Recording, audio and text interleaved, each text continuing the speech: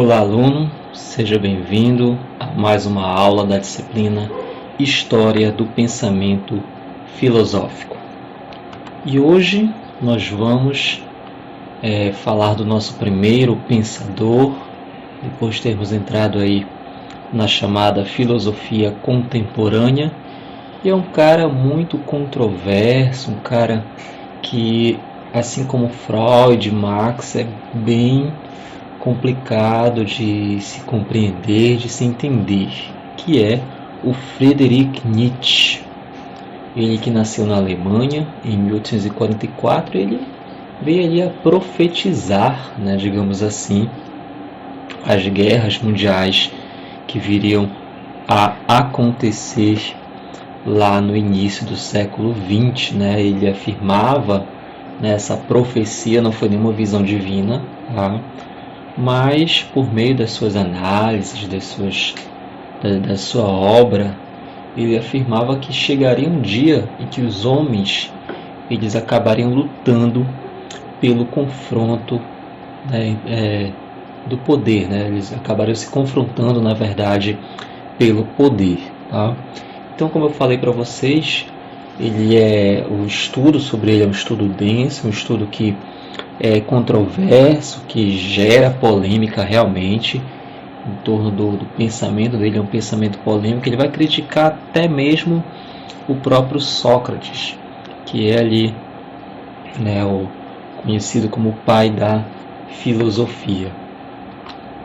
Bom, e aí, para nós iniciarmos a nossa abordagem sobre esse bigodudo aí, coisa linda, que é o Friedrich Nietzsche, a gente vai começar analisando qual o pensamento dele sobre a vida, o que ele pensava sobre a vida. Então ele vai dizer o seguinte, que a vida ela é uma irracionalidade cruel e cega, ela é dor e ela é destruição. Então olha todo o pensamento que o Nietzsche tem em torno da concepção de vida, que ela é algo irracional, cruel, que a vida é cega, que ela é cheia de dor e de destruição. E também ela é composta por dois instintos. E esses dois instintos, na visão do Friedrich Nietzsche, é o instinto dionisíaco e o instinto apolíneo. O que quer dizer cada um desses instintos, o dionisíaco e o apolíneo? Eles fazem referência a dois deuses gregos, Dionísio e Apolo. E na visão do Nietzsche, o dionisíaco, o instinto dionisíaco, é aquele instinto onde a humanidade ela tem uma força instintiva, ela preza pela saúde, existe ali uma embriaguez criativa, não é a pessoa estar alcoolizada, não é isso, mas a criatividade da humanidade se faz ali cada vez mais ativa. Existe uma paixão sensual e o homem ele vai dizer sim à vida, a humanidade vai dizer sim à vida. Nós vamos perceber ao longo dessa explanação que o Nietzsche ele tem um fascínio muito grande por esse sim à vida. Então ele acaba sendo um cara que vai falar muito sobre essa importância do respeito à vida. E vai, claro, fazer algumas críticas sobre o processo que ocorria na época dele, as vivências que ele observava. E se nós formos analisar para hoje, nos tempos atuais que estão ocorrendo, eu acredito que o Nietzsche ficaria bem possesso de ver pessoas agindo com irresponsabilidade e não valorizando a sua própria vida e muito menos a vida dos outros. Bom, e o apolíneo, na visão do Nietzsche, é aquele instinto de vida cercado de medida, de moderação, algo equilibrado, algo límpido. a visão que o Nietzsche defende é uma visão mais dionisíaca, né? Onde há essa valorização maior do instinto do ser humano, da saúde, né? da criatividade, dessa valorização à vida. Então ele vai, a obra dele vai culminar justamente com essa importância de se resgatar esse instinto dionisíaco de vida. E aí, né, falando aqui dessas duas concepções que o Nietzsche vem nos repassar sobre a vida, né, do instinto, ele vai falar da arte trágica.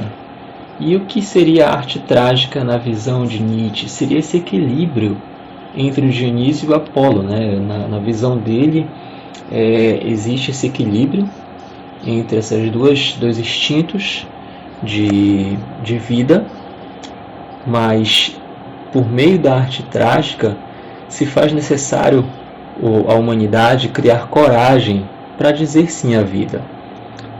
E o Nietzsche também vai falar muito do pessimismo trágico, porque dentro dessa concepção de coragem para se dizer sim à vida, ele vai defender essa concepção de pessimismo trágico, né? E o que seria o pessimismo trágico para o Nietzsche? Ele vai se dar em duas vertentes.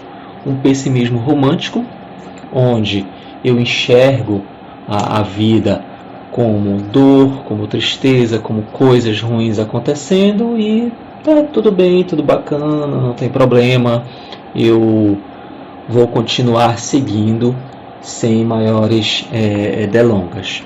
Já o pessimismo trágico é aquele em que o indivíduo ele percebe a vida como é ruim e tudo mais, mas ele acaba aceitando, ele acaba compreendendo essa tragicidade e acaba não sendo impedido, ele não permite que isso o impeça de buscar, não permite que isso o impeça de tentar melhorar. E aí o Nietzsche vem a fazer duas críticas, né, ao Sócrates e ao cristianismo, tá? Quando ele vai nos dizer o seguinte, que o Sócrates, né, a decadência da humanidade vai começar com ele, porque ele vai tentar entender a vida por meio da razão. Isso para o Nietzsche vai culminar com o início dessa decadência, porque a partir desse momento a humanidade deixa realmente de buscar outros meios de compreensão. E pouco depois veio o cristianismo, que aí, para o Nietzsche, contribuindo com a visão socrática, vinha envenenar mais ainda a humanidade, pois o cristianismo vai considerar valores e prazeres terrenos como pecado, além de fazer da figura de Cristo, né, um símbolo de ressentimento, né? Vai fazer com que essa figura de Jesus Cristo seja apenas uma figura voltada para fazer com que as pessoas tenham ressentimentos. Claro que isso foi muito, muito criticado por todos quando o Nietzsche escreveu a sua obra chamada O Anticristo, né, dessa concepção dele a respeito do cristianismo, e ainda vai ter mais, né? A gente vai observar mais à frente aí outras críticas que ele vai fazer ao cristianismo. Bom, e aí, né, o Nietzsche fala também da moral, diante dessa crítica que ele faz a Sócrates e ao cristianismo. Ele vem também a criticar essa moral criada por essas concepções racionalistas e cristãs, onde na visão dele a moral nada mais é do que uma máquina criada para dominar os outros, uma moral composta de escravos e uma moral composta de aristocracia. Tudo isso vai fazer com que a metafísica, que era defendida lá também por Sócrates, nada mais seja do que uma base objetiva para a moral, fazendo com que seja criado um mundo superior e fazendo desse nosso mundo apenas uma aparência. diante de tudo isso, você vai perceber que o Nietzsche ele está fazendo uma crítica à humanidade, onde essa humanidade, né, propaga essa moralidade, que na visão dele, como eu falei, ela foi criada apenas para dominar os outros. Essa metafísica, né, que é aquilo que está além do que é natural, fez desse mundo apenas um mundo de aparência. E aí a gente pega novamente o gancho lá com o cristianismo, né, onde essa visão de um plano metafísico faz com que o nosso mundo não seja tão vislumbrado. Mas o Nietzsche vem nos dizer que essa moral criada para dominar os outros, essa metafísica que cria um mundo superior, faz com que as pessoas acabem se esquecendo de Deus, acabem se afastando de Deus. E aí, né, dessa crítica que ele faz ao cristianismo, por exemplo, quando ele diz que o cristianismo faz de Cristo apenas um símbolo de ressentimento, ele vem nos dizer que as pessoas, que a humanidade se apegou tanto a isso que acabou esquecendo a essência do divino.